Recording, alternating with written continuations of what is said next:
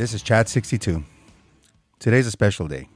Today, we get to hear the story of our creative mind behind Chat 62, Erik Monarca. Hi. Hey, great to see you. Likewise. Hey, sometimes it feels like it's been forever, but luckily we've been pretty good, and we've been consistent in seeing each other on a given Saturday. I know a few things have happened in the course of the month, probably been extremely beneficial to the Chat 62. We've been building connections, networking with some people that are truly interested in wanting to share their story. We've been getting a lot of positive feedback in regards to what's been done so far. So I've been really excited about the good stuff that we've been talking about. Being the fact that I get to be here with you a lot, I get to see the work that goes behind this. And it's a lot. Yeah. But today is a special day. We are here and we are going to talk to Erik Monarca.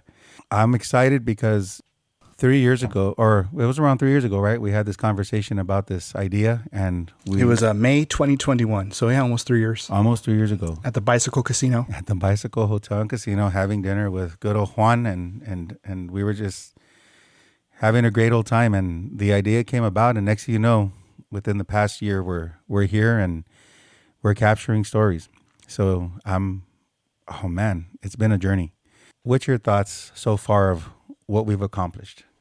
When I look back, and well, we've been doing this since September. We launched the podcast in September, actually on my birthday. I think that was intentional. That way I can remember the date. That's right. It's come a hell of a long way. I mean, look at the stuff we've done. You look at the way we're able to communicate with Marines across the country. What we're doing with the Instagram page, how we're keeping people in the loop with the progression of the podcast, and with new episodes, and the things that we're brainstorming off the microphone. We've grown so much, and it was all just based on an idea that we talked about almost 3 years ago. And the challenges that have came behind that too, along that, you learned how to edit, you've learned how to maneuver and really navigate through editing, and showing me some of the process, and I'm still trying to capture some of that knowledge and retain it. Yeah, I agree with you 100%. There's been a lot of progress, and I think the connections that we've been able to basically reestablish with people we haven't talked to in a while, and connect in a greater way. Let's start. Let's go in and get into your story a little bit behind what inspired you to join the Marine Corps. But before that, tell me who Erik was. Oh, you want me to give the non-essential background? Well, I think a lot of people like to know where a lot of the Marines were prior to the Marine Corps. So I'm curious. Luckily, I know your story. A lot of people out there are going to be interested to know who you are, and what you've done, and the relationships you've been able to just have. So let's get into that good essential stuff, because that's important. I had this all thought out, and I had it in a OneNote, but unfortunately I have it on my OneNote for my work computer, and I can't access that right now. With reason. This is raw. With reason, yeah. So this is going to be raw. So everything that I thought of is basically gone out the window. I was born in Los Angeles in 1978, a long time ago. I was born to Heraclio and Esther Monarca. I grew up in Almani. Wow, you really put me on the spot. Fuck, I didn't think about none of this stuff. So I grew up in Almani. I love to tell Jacob how life was back in the 80s. Well, bring back those memories of Almani, please. Easy there. Yeah. I'm gonna have to add that onto music track in the background when I'm talking about Almani. It was a normal for me, it was a normal childhood. We rode bikes. We went to the local park, played sports. I sucked at all that, but it was fun. It was just nice being outside, and just when I was in the mood to engage, because even back then I was really antisocial. It was good. I'm really not sure how much I wanted to disclose. It's funny because we want to go into the minds of people, and now that the spotlight's on me, I'm like, fuck, how much do I want to talk about? I guess I got the power to edit out what I want to and what I don't. Exactly. In spite of the normal childhood, having friends and stuff like that, life at home was good. My mom, she loved my sister and I, she still does. Growing up, my dad growing up with my dad was a little bit of a challenge. He was a drinker. So we kind of had that fear instilled in us, especially me being the older one. It probably affected me more. So I kind of like stayed out of his way. So I kind of, I was usually with my mom or with my friends, but my dad and I really didn't have a strong bond, and that didn't happen until, years later. We'll get to that, I'm sure. It was a normal childhood. I mean, I was maybe coddled a little bit too much. So I was a little bit of a crybaby, Yoron, and anybody who's listening to this podcast who knows me back in the day knows that I was a Yoron. Very sentimental. Yeah, I was sensitive. So that came with its challenges, and I think I finally outgrew that, unfortunately, a little bit older than what I should have. You gave us some great detail about where you started off. Those are your roots, your foundation. I know you probably had some little areas where you some schools you went to. What are some of the schools you went to? I went to Frank Wright Elementary in El Monte. It was a K through 8. I did every year there, I think, except for second grade. My mom was able to, how do I put it? She finally decided that she wanted to stop being a housewife and a homemaker. We'll use homemaker. That's more politically correct. And she wanted to start working. So she worked for 1 year. And I went to another school in Rosemead. And I went to my grandma's house during the day while my mom was working and stuff. So yeah, I went to Frank Wright Elementary for the most part. K through 8, graduated in 93. I went to a Royal High School. Just a truth blank. I went to a Royal High School in El Monte as well, class of 96. I did all my 4 years there. It's just basically pretty much just, 2 schools. I don't really count that second grade year.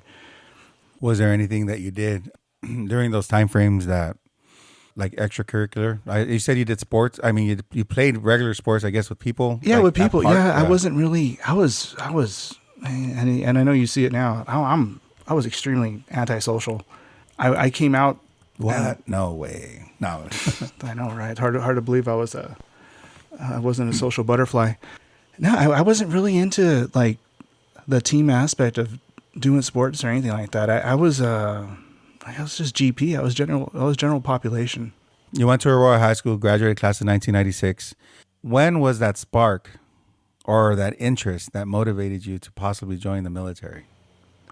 Actually, it can go back further than what I thought initially. It wasn't in high school.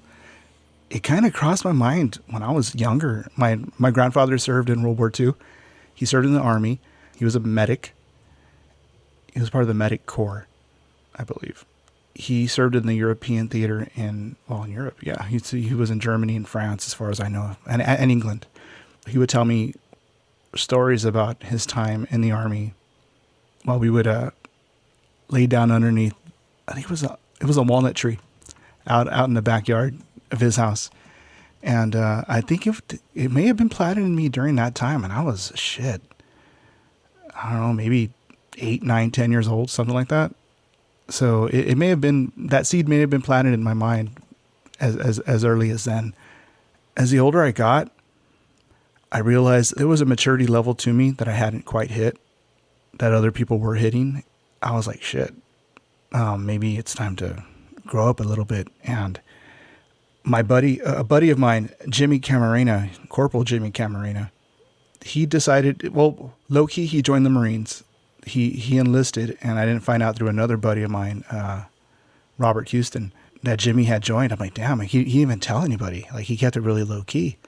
And so I hit up Jimmy, and Jimmy's like, hey, why don't we go to the recruiter? Oh yeah, fuck it. What do I got to lose? I didn't have any plans after high school. Like nothing. Like, I'm okay. I'll go to ELAC or I'll go to fucking Rio Hondo. I went to the recruiter. Recruiter told me I was fat. He didn't say it in those words, but I'm like shit. I thought I was gonna be able to walk in and fucking walk out, and I wasn't like in the movies, you walk out and you have a uniform and shit. But no, there was other obstacles I had to hit. So I let my parents know September 5th on my birthday in 1995. Hey, I want to join the Marines.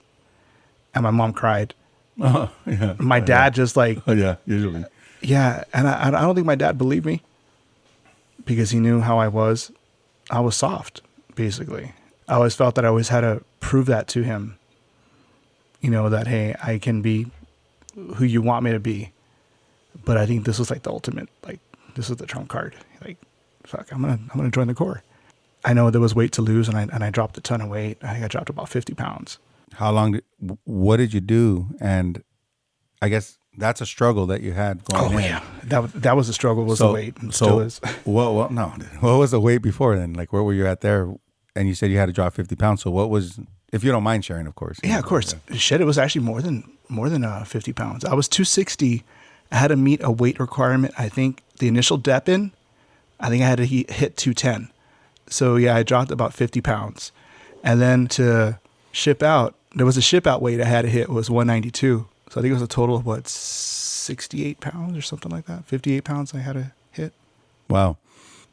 Were you already in the Pool E program when you started that process, or this was just something you did to motivate? It was something I did. It was something I did. I had something to prove. Everyone who I was telling that I was going to join the Marines, they had that look of, you know, he's not going to do it. So that motivated me more. If there's anything that will motivate me, it'll be a look of doubt. You can ask my wife, you can ask my ex-wife, you can ask my parents, you can ask anybody. If anybody fucking doubts me, I'm going to fucking prove you wrong. So, and that's what I did. From September 95 on to April of 1996, I was just continuously fucking dropping fucking weight. Yeah, so I was a man on a mission. Just that, I used every heartbreak that I endured because nobody wanted the chunky guy in high school. Nobody wanted the chunky nerd. So especially in the 90s. Especially in the fucking 90s, dude. You wanted the fucking rebel, you know? I funneled all that anger, that frustration, that self-doubt, the loathing. I focused it all in the Marine Corps, like joining the Marines. And I did it. April 28th, 1996 is when I officially enlisted in the Marine Corps. And I remember my mom, because I was 17, the recruiter came to the house, and I believe it was Sergeant Reyes. He was my recruiter at the time. He shows up, and my mom's looking through the paperwork, and she's looking at me. She's like, you know, I don't have to sign this. And I'm like, well, I'm going to turn 18 in 5 months. Like, I'm going to do this no matter what. I go, that's just going to motivate me more to do it if you don't sign it. So she signed it on April 28th, 1996. I know that over the years that, you know, certain recruiting stations have changed, but where was your recruiting station housed out of? It was a recruiting substation in El Monte. We were a substation of the main recruiting station in Montebello, right there off of Beverly Boulevard. Okay. Yeah. Okay. You join, you enlist, or you enlist, or how long were you in the Pool E program for? I was in the Pool E program from officially from April 96 to October 21st, 1996. It was about 7 months. Wow. Okay. Yeah. What were you doing to continue to stay motivated those 7 months? Because that's a long time. So you lost the weight first in order to just enlist. You enlisted, and then you're in the... And I still had weight to lose. Okay. I still had like another maybe 18, 20 pounds to lose. But so they gave you leeway during that time frame. Yeah, of course. Yeah, because they said, okay, but I hit the limit. I hit the limit of 210 or 220. I don't remember what it was. But whatever it was, the dep in, I barely hit it because my recruiter, you know how it is. It's all about numbers. As soon as I hit that fucking magic number, he's like, okay, let's go dep you in. I depped in, and then, you know, I had that, like the last like 20 pounds became difficult. And it wasn't because of what you think. It wasn't because I hit like a plateau. I didn't hit a physical plateau. I hit an emotional plateau. I met a girl that I really liked, and I got distracted, and she worked at KFC. Oh, dude. She worked at KFC, so I had access to fucking chicken strips and fucking those potato wedges. So I slowed down a little bit, and that bit me in the ass, and that kind of sucked. How did it bite you in the ass? It bit me in the ass because I barely... Okay,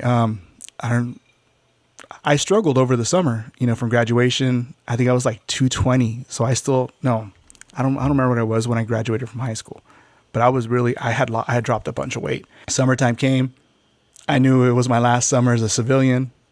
You get distracted, you start eating, you go off the rails a little bit. So that's where the challenge came, because I'm like, you know what? I know I'm not going to be that same person that I was the minute that I graduate. I know that changed, like we've gone through the podcast before, and we've gone through that motto, the change is forever. And I knew I wasn't going to be the same person. Even to that point when I graduated from high school, I recorded a video of myself talking to people, and I haven't thought about this in years. I set up the old camcorder, and I'm wearing an outfit only, a 90s child would appreciate. And I'm talking to my parents. I'm talking to that girl that I liked. I'm talking to friends, telling them basically goodbye. This person that you see right now in front of the camera is not going to be that same person in a few months. Mindset during the pulley process was determination, motivation, encouragement. You get to MEPS. It's a crazy process there. They tell you all these crazy things. Mm-hmm. But you're there. The day comes. What was it like when? You want to talk about MEPS really quick? I do want to talk about MEPS really quick. I was going to ask specific questions, but go on. Share what you have to share. What was MEPS like? MEPS, I felt like a fucking cow just going through the line. They told me I had fucking man boobs. I'm like, okay, gynomastia or something like that. Oh, dude. I'm like, okay, I got man boobs. Okay, great. Thank you for letting me fucking know. They did everything else. But I remember one thing that stood out in particular. The rectal exam. No. I'm just kidding. No. I'm just kidding. Surprisingly, no. They kept saying, if you have any issues that you're not bringing up, you need to bring it up now, or when we find out. And they brought out that blah, blah, blah, UCMJ, Article 32, this, and that, prison, brig, whatever. And here I am fucking sweating it, because there was one thing I did not disclose. I didn't disclose, and it's not what you think. I didn't fucking shoplift or nothing like that. When my grandma passed away in 1994, I sought therapy, and because it hit me really bad, and I didn't disclose it because I was afraid, hey, you disclose something like that, they're gonna fucking let you go. You're gonna be disqualified. So I sat on that. I didn't say nothing until this one intense fucking sergeant at MEPS. He looked directly at me. I go, fuck, he's looking into my soul. So I fucking cracked. I stepped out of line. I said, hey, I gotta disclose some information. Luckily at that time, when I was only 17 years old, so I could still remember shit from a few years before. I remember the name of the therapist and his phone number, and they called him up and they talked to him, and it was, it was all gravy after that. So it's somewhere in my records, I guess. I don't know. So yeah, that was a scare tactic at MEPS. There's one more thing that happened at MEPS too that I just remembered, because I kind of blocked out a lot of my childhood. What was that? So they gave me the initial strength test, and by that time, they changed recruiters. My Sergeant Reyes left and came in, and he was my recruiter for my duration of my dep-in time. We did the IST, and that day, I don't know what, I couldn't do my pull-ups. He just started counting, and I'm like, I'm hanging there, and I'm trying to bring myself up. And he's like, 1, 2, 3, and I'm like, fuck, I'm not crossing, I'm not going over. But then again, it went back, you're just a fucking number. So I kind of went underneath the radar doing that. He counted me in. That's good. I guess. No, it's not, because we'll get to boot camp. Yeah. He didn't count me for doing because I was fine with the run. I think we ran around MEPS and we did sit-ups. And then when it came to the pull-ups, he just started counting, even though I wasn't doing it. So I went along with it. And I don't think I ever admitted that to anybody. Well, you got away with it. Yeah, I did get away with it. So those are the two lingering memories that I have of MEPS that I haven't thought about in years. You did mention this, and I just want to highlight it again. What drives you to keep pushing forward? I didn't want to fail. Failure was not an option. I didn't want to see the look of disappointment on my parents' faces. I didn't want to see the look of disappointment on my cousins, the girl that I liked, my friends. This was it. If I couldn't do this, I didn't know what I was going to do. At that time, I wasn't built for college. I wasn't built for post-secondary schooling or none of that stuff. All I had was a core at that point because I pretty much gave up on everything else. I'm like, nothing else is going to work out. So it was all or nothing. I put all my chips into that bucket. You process through maps. It's time to leave. What day do you leave? Initially, okay. Yes. I initially left October 21st, 1996. Day before, or it could have been a Saturday, I don't remember. It had been a Saturday or a Sunday. My parents decided to have a going away party for me. That was cool. I don't remember much of that, but I remember my friends taking me away. No, they didn't take me to a strip club. They took me to fucking Bullwinkle's over here, actually down the street of Montclair. I felt kind of bad for leaving them behind. I felt bad about it after. I didn't think about, like, you know what? I really should have spent all that time with my family. But yeah, my friends took me to Bullwinkle's for some reason, and we just fucking did the arcade and fucking golf, indoor golf and stuff. And the morning comes, Sunday comes, and my recruiter picks me up. He takes me to the Bonaventure. That's where we stayed. Right. And he weighed me in that night, and I was 1 pound, 1.5 pounds short. So I think the dep-in weight was 190, 191, something like that. I was like 193. Decided to say, you know what? Have you ever taken a laxative before? No, Sergeant, I haven't. He's like, you're going to take one tonight. And I remember it was, I took the laxative. I put on he gave me a plastic bag to put on. And I was in the fucking bathroom doing business and also running in the fucking place, trying to sweat off that last 1.5 pounds or whatever it was that I had to lose. So that was my memory of the Bonaventure. I didn't go downstairs. I didn't party. I didn't do anything. All I remember is briefly passing by a bar that had on the World Series, and I think it was the Cleveland Indians. They were in the World Series, and they were playing maybe the Braves, the Atlanta Braves. That's all I remember. Other than that, I was doing business in the toilet, and I was trying to sweat off. I was literally trying to shit and sweat the fucking pounds off just to make weight for the morning. That's all. That's the only memory I have of staying at the Bonaventure. That sucks. So that really sucks. It does. Yeah. It gets worse. Morning comes. I still haven't ran through that laxative. Hasn't run through my body yet. Like finished. It hasn't finished fucking torturing me. I get to MEPS. Every chance I had to go to the restroom, I'm going. Like, fuck. And I wasn't allowed to drink water. That's bad. Yes. You're dehydrating yourself. I'm dehydrating myself, and I'm trying to... It's not the Marine Corps way. Yeah. Exactly. I do that final dep-in weight, and I'm 0.5 pound shy of making my requirement. They're not going to let me in. They're not going to ship me out. There was a... They already told you, like, you're not going? Or they're like, you didn't make your weight. And I'm pissed. And I'm like, fuck. I'm mad at myself. I start thinking about the girl I was seeing and all the fucking KFC. Chicken strips. Yeah, I didn't make my weight. And there was a gunnery sergeant there, or a first sergeant. He was like the first sergeant at MEPS, or maybe a sergeant major. I don't fucking remember. He was way up in rank. I saw a bunch of chevrons and rockers. Like, fuck, this dude's important. Talked to me. He's like, do you really want to go in? I'm like, yes, I do. I'm like, this is all I have nothing else. He's like, okay, we're gonna delay your ship out date. He's like, but you have to make weight. So I had 2 weeks to lose. He gave me 2 weeks. I had 2 weeks to lose basically 0.5 fucking pound or 1 pound or whatever it was. I remember my recruiter, he looked kind of disappointed because my ship out date got pushed out from October. Now you're crossing over to November. So someone didn't make their quota. So it went from October 21st to November 4th, 1996. So he was a little bit disappointed in me. I was disappointed in me. I had finished telling everybody goodbye, the day before. I told my girlfriend goodbye. She was sad. You know, I had let her go. I let my friends go, especially my parents. I let them go.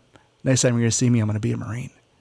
My recruiter drops me off early afternoon on October 21st. And I don't have no keys. Nobody's home. So I snuck in through my parents' window, and their room was lined up with the hallway because they were the end room. So the minute that I climbed through the fucking through their window, and I start going towards the door, my mom's coming in through the front door, and she looks at me like she saw a fucking ghost. She's like, "What happened? Why are you here?" I'm like, "I didn't make weight." I was off by half a pound. I couldn't lean to the left or right. I go, half a fucking pound. I go, we're gonna try again in 2 weeks. I had 2 weeks, and in my arrogance, I guess, I thought the world was gonna stop for me, and my friends are gonna be there. Oh, hey man, we got 2 more weeks to go fucking do stupid shit and whatever. I had another 2 weeks with my girlfriend. She avoided me for 2 weeks. She didn't want to go through that again. My friends, they were working because, you know, everybody else was working. Everybody else was, you know, they were moving on with life. And here I am basically on summer vacation. Yeah, I had another 2 weeks. And then November 4th came. They didn't put me up in the Bonaventure this time. They were going to spend a fucking hotel room on me this time. So I ended up shipping out November 4th. Oh, November 4th. Okay. Yeah. So nobody was there. Everybody moved forward. And I was like, fuck, the world doesn't stop for you. And I thought it would. Even my parents were like, oh, we got things we got to do. I'm like, fuck, the world moved on. It wasn't even a whole day that passed. And everybody had already moved forward with their lives. That's crazy. But it's true. Yeah. They have to. And I think that was my first lesson in that. Like, life does move on. And so, yeah, November 4th came. I made weight. I think I lost like 3 extra pounds. Because I'm just like, fuck, I'll be damned. I go, if my fucking girlfriend here doesn't, she don't want to see me, so I don't have that access to KFC. Right. You cut off all ties. Yeah, like, pretty much. So I was able to drop that fucking weight. I think I dropped like an extra, I think it was 3 pounds. I think I made it like 188 or something like that. Kylo Ren. What's up, dude? Give us a brief introduction of yourself as clearly as possible. Who you are, how do you know Erik Monarca? What's your connection to us? Kevin Lopez, corporal type. Born and raised in Los Angeles, currently living in southern Indiana. What's the connection? The Marine Corps. Once a Marine, always a Marine. Goddamn right. We're brothers. That's right. And what brought us together? The 62 area, Camp San Mateo, Camp Pendleton. That's right. And we are glad you are here, bro. We're glad that you're joining us. I know it's really late over there in Indiana compared to California time. But the fact that you're here does show that you do support us, you do love us, and we love you, and we're glad that you are you are joining us. So thank you. Likewise. Is when you shipped out. Yes, sir. What was that like? Oh, I do remember. Sorry. Whatever NCO that was in the bus telling us this is your last chance. If you don't want to do this, get off the bus now. And this is at MEPS. So from the Bonaventure, they pick you up, take you back to MEPS? No. Or no? Remember, the Bonaventure was only the first trip. The first trip. Okay, wait. The second trip, they said, fuck this guy. If he doesn't make weight, we're not going to fucking pay for another hotel. So they just, from MEPS? My recruiter picked me up, I guess, in the morning on November 4th to drop me off at MEPS. Told my goodbyes again to my mom and dad. I'm like, this time, for real, this will be the last time you'll see me as who I am right now. And they drove me over to MEPS. Yeah, we did the process again, whatever we had to do. From there, the bus shipped us out down to San Diego. But I think there was a few hours that had passed. I don't know, it was about 6 or 7 hours that had passed. During that time, it was a bus. It picked you up. It took you. You didn't have to put your head down the whole entire way, right? No. But you know what? I do remember that the windows were really dark. So I figured they didn't want us to know how we got there in order, if we want to go UA, to head back. So basically, okay, you get driven down there. You get there. Did they stop you at the USO when you get there, or did you just straight to MCRD? MCRD, okay. So straight to MCRD. You arrive there. At that point, heads don't have to be down when you're going in? Oh, wow. Not that I can recall. Not that I can recall. Then again, it's almost 30 years ago. So. Okay. So that's fine. So you get there, you arrive. What's your thoughts? Someone walks in. Shit, this is for real. Okay. And going back to MEPS, when that sergeant or the NCO told us, "Hey, this is your last chance," it crossed my mind. And then I started thinking about everything that I worked my ass for, and I was like, I can't. There's no turning back now. From April to October to November, you were determined. Yeah, I was, but there was that little bit of self-doubt. But no, I said, fuck this. I'm not going to say nothing. You get there, they tell you, get off that bus. Those magic words that we all hear at some given point when we enter MCRD and we receive our receiving drill instructors. Get off that bus. You run out. You see these yellow footprints. What's going through your mind? Drill instructor boards the bus, tells us to get off his bus because it's magically his. And I was like, for the record, it was the first time I was honestly ever really yelled at like that. Let's go back to high school, grade school. I wasn't in any team sports. I didn't have that other than my dad, but it was usually when he was drinking or when he was pissed off at my sister, he would take it out on me. Other than that, I was never yelled at. So I was like, fuck, what did I get myself into? We go on the yellow footprints. They tell us, and I think that's what stuck in my head. The change is forever. And that's all I remember. I'm sure there was a speech of some kind, but the one thing that stuck in my head was the change is forever. That's that saying, right? That's aside from the Marine Corps motto or the logo or the recruiting, right? The change is forever. That wasn't on the red part, right? Like on the... I don't remember. And I've been trying to look for pictures of it. I might have it. I just have to go through my photos. Okay. Because I know I do have it. Because for some reason that sticks in my head. I don't know if it was part of a speech. I don't know if it was affixed on top of the, when you're walking through. I have no clue. And then you can Google that while I just shoot the shit. But yeah, I just remember the changes forever. I got my hair was pretty short at that time. So I didn't have to worry about being yelled at or being heckled with, because the first thing my recruiter told me is like, make sure you get a decent haircut before you go, because anybody with long hair, they're going to put them in a special room. And I figured they're probably yelling at him, or I don't know, they're giving him shit, or maybe they're just simply just giving them extra care with their fucking hair. They were going to take a little bit longer. I have no fucking clue. That's all I really remember from that point. I getting the haircut, getting our supplies, writing the letter that everybody had to write, because back then we wrote letters. I'm sure now they fucking write emails or they post it on their fucking TikTok. They didn't give you that call? That one call? Oh, and the call. Yeah, right. Yeah. Okay. I just remember my mom sounding freaked out because she's like, fuck, I never heard my son like that before. Because I'm like, hey, Mom, it's me. And I think you had to say your name. I arrived at MCRD safely, and that was it. You hang up, and my mom's like, okay. And she let me go. Usually with Marines, we highlight the yellow footprints because it is a tradition that we all have to go through. There's the arrival of the bus, the yellow footprints. And then we go through they're called silver hatches, the silver hatches. After the pivotal moment, recruits swiftly proceed to two large silver doors. They pass through these doors once and never again. As the silver hatches close behind them, a chapter of their lives end and a new one begins. The tradition of the yellow footprints and the silver doors is vital. It signifies the transformation from civilian to Marine. I just wanted to share that. Wow, it's almost like a religious experience. It is. Yeah, same with the yellow footprints. It says where it says the yellow footprint speech. The receiving senior drill instructor delivers the inevitable words, "You are now aboard Marine Corps Recruit Depot, Parris Island, South Carolina, or San Diego, California. And you have just taken the first steps towards becoming a member of the world's finest fighting force, the United States Marine Corps." They tell you to then get off. That's right. The bus. You're right. I'm going to use the buzzword that the kids use. You just triggered me. So that speech does sound very familiar.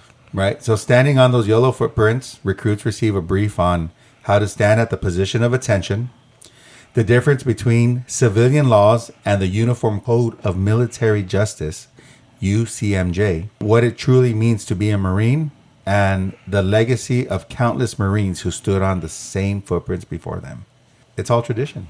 And that's what's beautiful about the Marine Corps. It's very ritualistic. Yeah. So, sorry. Yeah, just the silver hatches. So, through those doors, I guess there's that term, it's through the silver hatches. Mm-hmm. I never knew that until right now, actually looking it up. So wow. Those doors, you know, and then I didn't realize that they closed them behind us after that. That's just beautiful. Esprit de Corps. That's right. Decor, yeah. That's right. Wow. Wow. This is stuff I haven't thought about in years. A lot of it's, I don't know if it's blocked out or I'm just old. Yeah, dude. As soon as he went over that speech, I was like, oh my God, I remember the America's fighting for us. And I'm like, oh my God, I haven't thought about that in years. Yeah, the yellow footprints. And then we get on it. Some take a knee, or we all take a knee at some point, right? You know? I think so, yeah. Even at that point. Just so back then when I could take a knee. Right, yeah. As we're older, it's sort of hard to even attempt that. If you have cartilage left. Well, you're there. You walk through those silver hatches.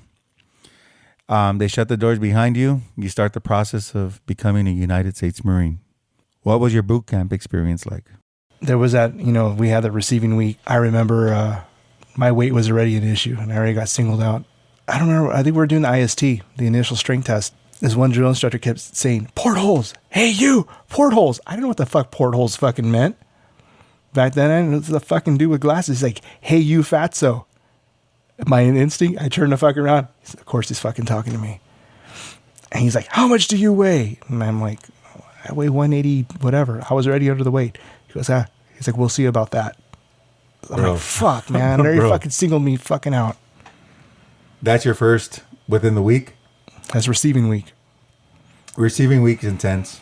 We for those that know, they know. It's an intense process. That's when they're really getting to know you. Your drill instructors, right? No, it's the receiving drill instructors. Receiving drill instructors, yeah. But you're getting to know the people that you're going to be serving with, for the most part. For the most part, where you're getting familiar with the chat. When you're getting familiar with the MCRD, you're getting used to the hollering, the movements, the schedule. I don't remember the whole staying up for 36 hours. I know it did happen because when we finally went to bed, I had to pick my nose really bad.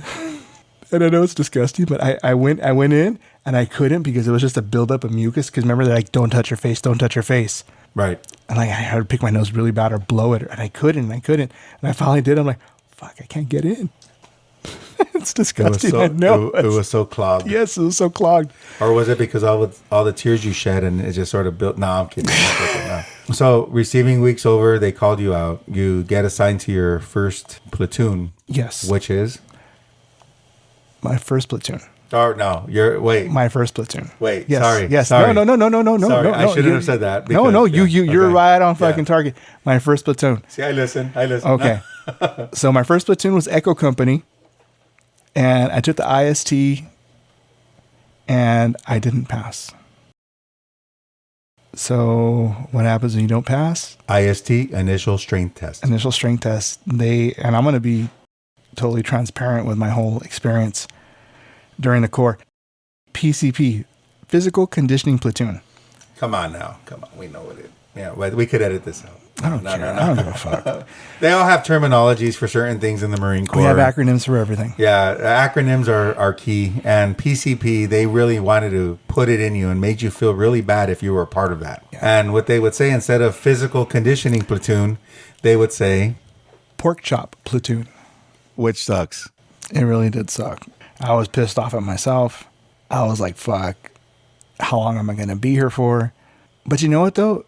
Those 5 weeks in PCP were probably the best times because I got to meet guys that I'm still in touch with now. I don't know if they wanted their names to be out there. And I don't know if they're listening to the podcast, but I'm going to give their fucking names anyway. Jesus Mayer, who I was a groomsman for in his wedding back in November. And Eric Olsby, who is he was my boot camp buddy. And we'll talk more about him in a little bit. So there's those two guys I still keep in touch with. And where were they at in PCP? I think that's during that time is when I really got to, and you brought this up before, meeting people from different backgrounds, thinking, oh shit, I thought that dude was Mexican. He's Native American. I never met a real Native American before. Wow. Yeah, it's true. Yeah. Yeah. So that was kind of like, whoa, that's kind of a trip. Or just meeting, I met my first Samoan and I thought he was Mexican. I was like, oh shit, there's more than, fuck, I just thought in California there was nothing but Mexicans. And that's just such a fucking like small-minded thing to think. But it's like, oh my God, we're from all over here. PCP, it helped me grow even before boot camp. So I guess everything happens for a reason. So I didn't go through that process, but I knew people that did. And I never really asked, but like, what are they doing there during PCP? I think people that never really gone through it, they just sort of assume that it's the worst of the worst. Yeah. It's your kids that are that didn't quite pass the initial strength test. It's the kids coming out of MRP, medical rehab platoon. So it was kids coming out of MRP too that needed to build up their strength. So it wasn't too intense. We would practice drill, so we were getting that advantage. That did help out when I would finally pick up with the platoon when I would pass my initial strength test. And I hadn't thought about this in years either. We took an IST every Friday or every Thursday. I think that Friday you would, if you passed, you would pick up with whatever platoon that was going to start cycling. So imagine week after week not fucking making it, dude. But during that time, I was gaining experience. I was learning how to march. I was learning commands. I was learning how Firewatch worked. I was reading the prac, the practical app. Right. So I was getting that advantage, and that fucking helped out. And we were hitting the fucking gym. We were working out outside. Everything happens for a reason. So as embarrassed as I should be about PCP, I'm glad that it was there. That's nice. Yeah, because it gives you a different perspective of what other leadership traits can be learned. But you don't realize it when you're younger. You just feel like, oh man, I'm going through this. But at the same time too, you did. And you knew that there was some benefit to this regardless of it. It's interesting, man, dude, you struggled, just to get in. And then struggle. It gets better. Well, it gets better, trust me. We're going to hear this. You're in PCP, the physical conditioning platoon, and you finish within 5 weeks. You are assigned to a platoon. You probably tested on a Thursday. What was the one struggle that was keeping you back again? Pull-ups. Pull-ups again. Upper body strength. And Monarcas have been notorious for having very little upper body strength. So it's been biting us in the ass for generations. So thinking about it, the gentleman that was counting you while you were doing your pull-ups didn't really help you in the long run. Instead of, well, you finally passed. 5 weeks later, you get assigned to a platoon, which is? Mike Company, Platoon 3054. Do you remember that date? December 13th, 1996. November 4th to December now. You're starting boot camp. Yeah. So how are you crushing it with having this advantage of being in PCP for 5 weeks? Well, it gets awesome. It gets, you think it was bad. It got a whole lot fucking worse with this story that I don't think I ever told anybody. Well, there's a few people that know. Olsby knows. Olsby was there. Me and Olsby, we picked up with my company in the same platoon. The first session we do the obstacle course and the rope climb. You remember that's maybe the second, T2, T3, something like that. Guess what old Monarca does? I do the obstacle course with no fucking problem. I go up the fucking ropes. My hands get real fucking sweaty. And I start sliding. And instead of letting go, and I could hear all the drill instructors yelling at me, telling me, let go of the rope. Let go of the rope. I'm hanging on all the way fucking down. I land right on my ass. And it's probably my right side that I'm leaning on too. I look at my hands. My hands are full of fibers, and they're all peeled back. Fingertips, palms. It's all peeled back. And I'm looking at it like, what the fuck did I just do? And Olsby knows, and I'm going to have to tell Olsby to listen to this fucking episode if he's not listening. And I'm in shock. Like, what the fuck just happened? And they're yelling at me. And then they realize when they look at my hands, oh shit, it's fucking serious. They get the corpsman. Corpsman ships me off to medical. They start scrubbing my hands. They need to get all the fibers out to prevent infection. So it's hurting because it's brand new skin. It's skin that hasn't surfaced. It's probably not going to surface for fucking years, probably. Who knows? They see that I'm upset, and they give me a moment, and I'm fucking pissed off at myself. The only time that I cried in fucking boot camp was because of that. And then that's a fucking good reason. Not for a drill instructor yelling at me, striking me, fucking guides and fucking squad leaders thinking they're fucking drill instructors. No, it was because I fucking slipped down God knows how many feet and burning my hands raw, dude. And I'm fucking mad at myself. I missed, I don't know how many training days, maybe like 7 training days. Because as soon as that skin fell out, I'm like, I'm ready to fucking go. Because they were going to put me back in MRP because of it. But one of my drill instructors fought for me. And I'll bring him up towards the end of the boot camp experience. Sergeant English was the one that fought for me. And he was like the elder statesman of the drill instructors. The one that wasn't the heavy, but he had been there for a while.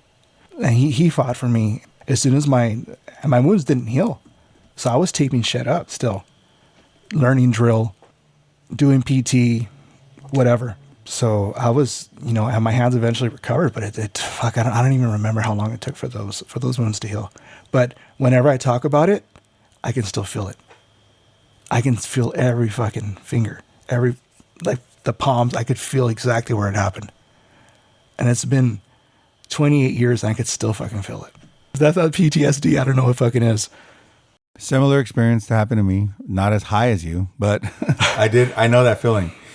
I probably didn't burn it as bad, but that sucks. And you still had to do everything else that they required you to do. Yeah. In the dirt, push-ups, running, jumping, the sweat. All that with fresh new skin in my hands. Yeah. Oh my gosh, bro. So, okay. I don't think I ever told you that story. No, you haven't. But this is good.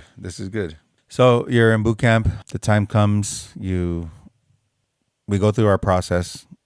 Halfway through, we go to camp panel. Were you having any other struggles that you were probably facing during that time in boot camp, at least first phase? Other than the hands healing, they labeled me a diet recruit immediately. I'm like, dude, but I made fucking weight. But they labeled me a fucking diet recruit. Diet recruits, they have to eat a special diet, obviously. If we got fried chicken, peel off all the skin. I'm like, oh, fuck, this is the best part.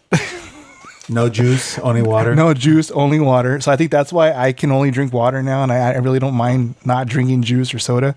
So yeah, they put me on a special fucking diet.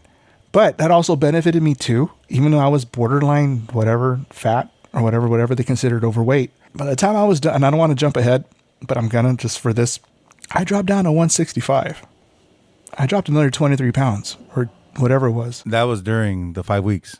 Or that was... During boot camp overall. Boot camp. Okay. I was a diet recruit throughout fucking boot camp. Okay.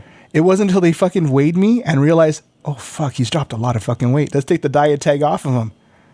When they took the diet tag off, I got so fucking sick because I ate shit I hadn't eaten in fucking months. I got so fucking sick. Double rations, recruit? No. Fuck. No, during first phase, that was the only real struggle was just, being that diet recruit, if that was a struggle at all, and just not being able to eat stuff that was everyone else was eating and just waiting for my hands to heal up. That was a main struggle. So during that time.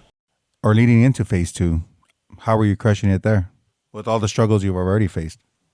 Well, we took, as a platoon, we took the practical app. We everybody aced it. Like, if there was one thing I loved at the time, it was the Marine Corps history. I wish I could remember a lot of it, but I don't. As you hold up your green monster and my green monster. Somewhere. It's right there. There it is, yeah. Yeah, I got my green monster right there. But in my green monster, the only chapter that I kept that's in there, I want you to go ahead and take your headphones off and go pick that up real quick and tell me. Well, I don't know. You might have some leeway to reach out for it. You're fucking tall. I'll still take them off. Student handout: marriage and the first term Marine. Yes, that'll come into play later. That's literally the only thing he has in his book, aside from some scribbles here and there on his little notes that he has. That's yeah. That's not a complete book, Marine. It's not. I see Lopez smiling. We'll get there later.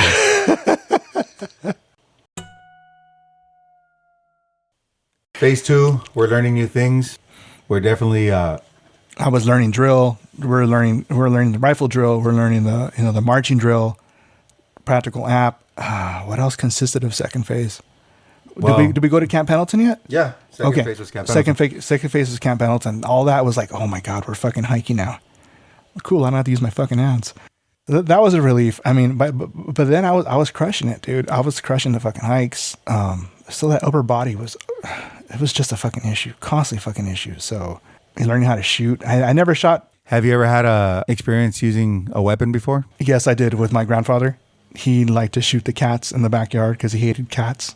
He taught me how to shoot a BB gun. But yeah, it was that was my only other experience was just shooting shooting at cats. So that became a pastime as I got older. I don't do it no more.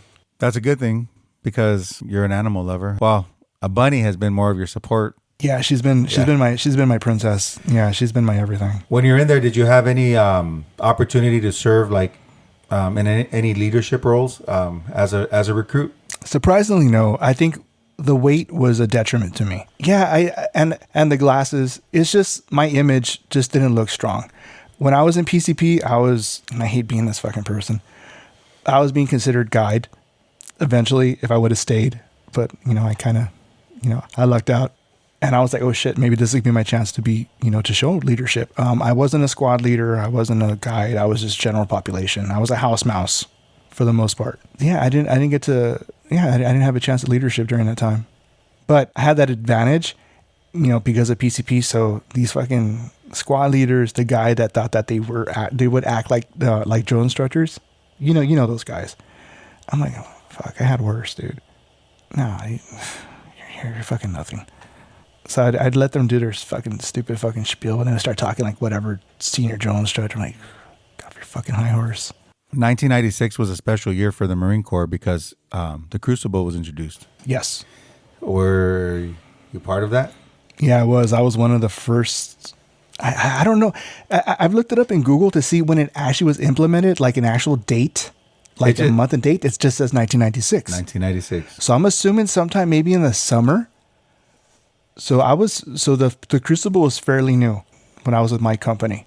So everyone knows, during the Crucible, Marine recruits face a series of demanding challenges, including sleep deprivation, limited food, physical exhaustion, a 48-mile hike, 8 physically and mentally demanding events. The last thing is simulated casualty evacuations.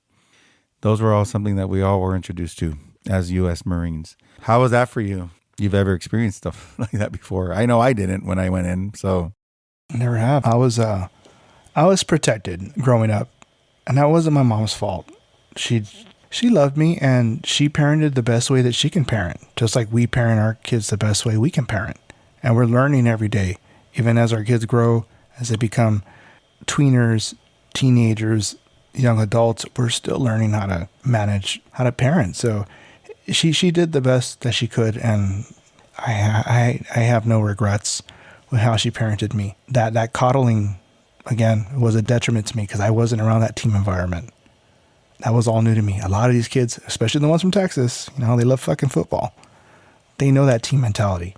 That was the hardest part, was just trying to learn the team mentality. Before we finish your boot camp experience, what was your thoughts on the Crucible, being that it was something new to the Marine Corps? I know you didn't have an expectation of what to expect. Yeah, we didn't know because it was just all, the Crucible.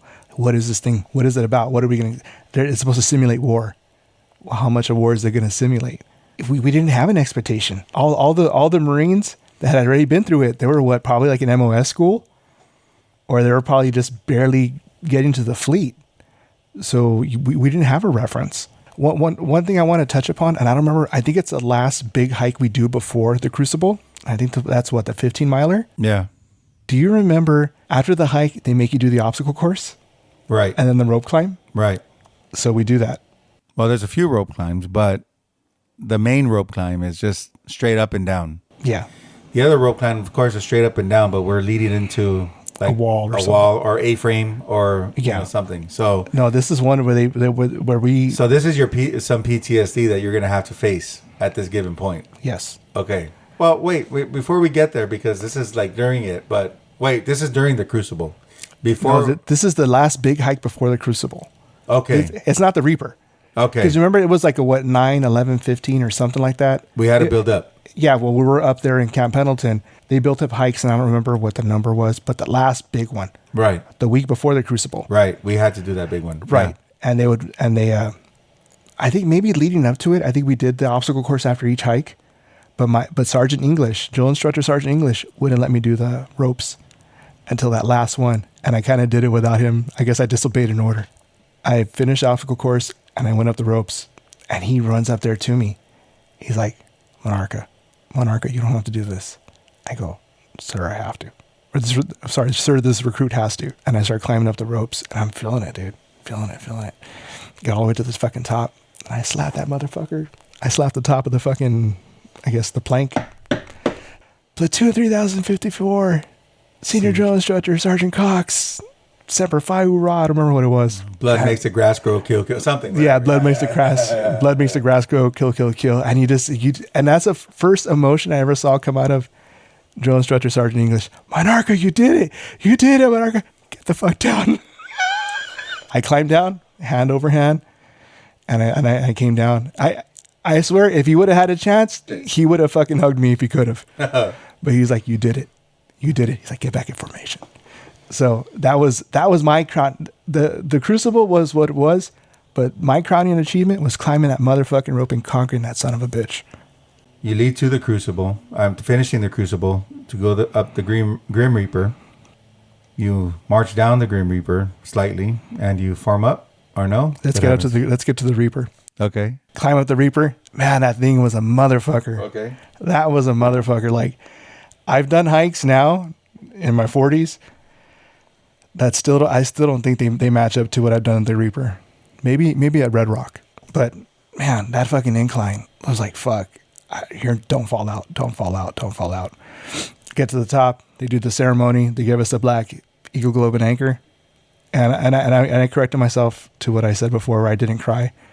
That was the only time I cried, when I flipped up my hands. I cried there. And I think I had every fucking right to fucking cry. I think every Marine had a right to cry at that point. Yeah, dude. I fucking cried, and we had the Warriors breakfast, go back down, ate a bunch of shit I shouldn't have, because I got fucking sick. Because there's stuff I hadn't eaten in fucking months. Steak and eggs, fucking pancakes, all that good shit, dude. Yeah, that was a crowning achievement. Fuck it, I fucking did it. Graduation day. Get to see, or actually we have a few events before graduation day, but I think we had our family day. You got to see some of your family members. They showed up. Actually, I kind of bent the rules, and I saw my family the week before in Camp Pendleton, still in Edson Range. I told my mom, I wrote to it was either a phone call or a letter. I'm like, hey, I go, other recruits have family coming to Edson Range. I go, why don't you guys come down? So I got to see my family, and I don't know if we immediately go back to MCRD after the Crucible's over. I don't remember, but I saw my family the Sunday before. Maybe it was the Sunday before the Crucible. So it was when I already fucking crushed the fucking ropes. I saw my parents for the first time in 4 months, 4.5 months. And I remember telling myself, don't show emotion, be a Marine. Shake hands, don't hug. And when I saw them, I shook my mom's hand. I go, it's great to see you. I saw my dad. I shook his hand. And said, it's great to see you, Dad. I go, I can't hug you. I go, because they're going to kill me.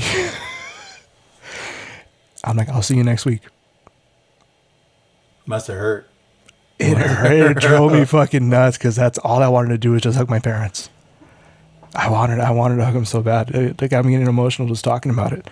I wanted to hug them so fucking bad, because they knew about the hands. They knew about going to PCP. They knew about all the fucking struggles. And they were always there writing to me, telling me, you can do this, mijo. You can do it. Even my dad would even write a little something to my mom. He would add on to my mom's letters. You can do it, mijo. That girl I was seeing, unofficially broke up with me during boot camp. So that was more drive. And I just hadn't thought about that till right now. My best friend at the time would write to me and give me updates about stupid shit that I don't want to talk about. There was that drive, just getting those letters. They meant so much. So I wanted to hug my mom and dad so bad. I think they're like, fuck, he's grown up. And they hadn't seen me. At that time, I already dropped about 20 something pounds. Like, fuck, what the fuck is happening to him? You will be posting your boot camp photo as episode 1, just so everyone knows. So you'll see what Erik looked like, because I could only imagine what he was before joining boot camp. I've seen pictures. I think you showed me 1 or 2 before, right? And then from there, like, you see his boot camp photo, just totally different. Totally different. So yeah, the change is forever. These are things that we will definitely share. We should. I think it's encouraging. Oh, yeah.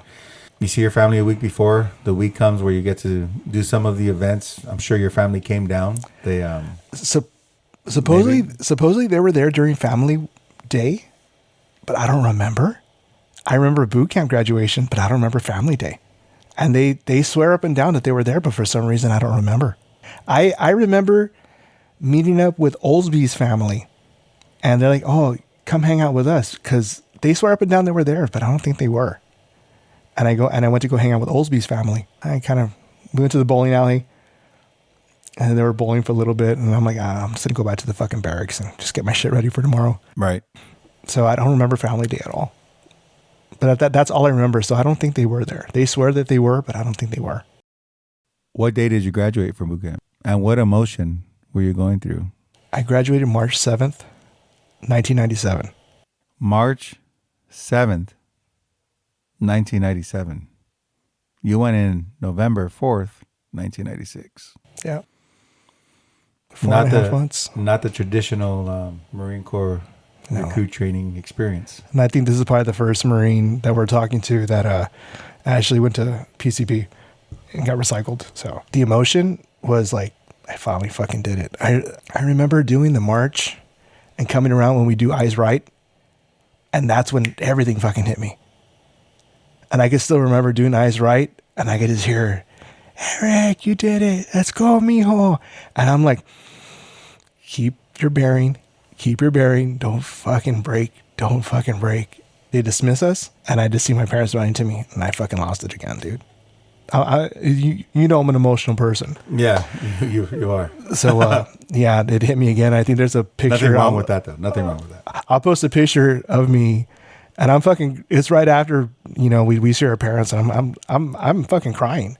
For me, this was, I should have been active in high school. I should have been with fucking football. I shouldn't have been with fucking sports. I should have been in a team environment, but I wasn't. This is my first time being in a team environment. Being exposed to all this stuff that I'm pretty sure other kids went through they had that advantage before I did. So it was brand new to me.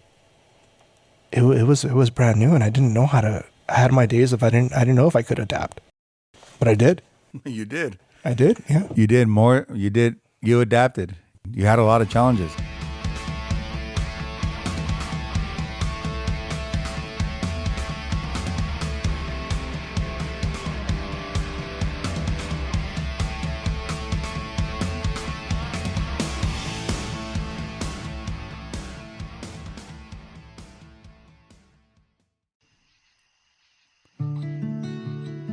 Brothers and sisters at arms, are you struggling with your mental health?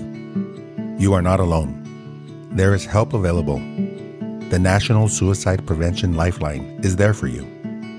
Call or text 988 to connect with a trained crisis counselor 24/7. Do not hesitate to reach out for support. You are strong. You are loved. Semper Fi.